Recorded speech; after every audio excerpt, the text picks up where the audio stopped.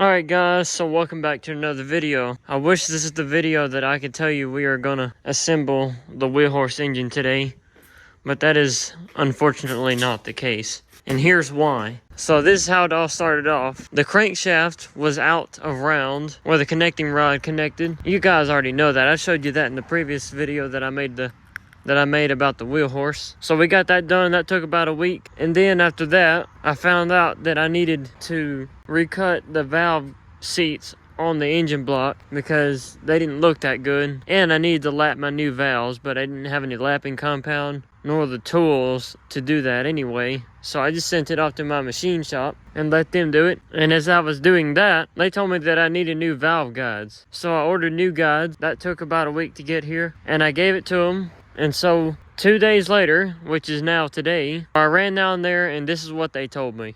So I just walked into the engine shop and they told me that they messed up on the new guides and that they'll need 2 more. Unbelievable. The good news is though, they said they pay for it. So it looks like we gotta reorder the new guides. I just can't believe this, guys. We've been waiting so long to get this engine block finished and now this happens. I've had so many delays on it already. We'll get it done eventually. I know you guys are getting kind of impatient and I apologize it's taking so long. But I guess in this sense, it's a good thing all these things are getting done to it because these were issues that needed to be fixed probably a long time ago. And now that these things are being fixed, the engine ought to run flawlessly. We'll get it done eventually. Just gotta wait a little longer.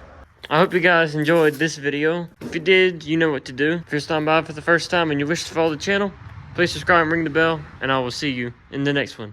Thanks for watching.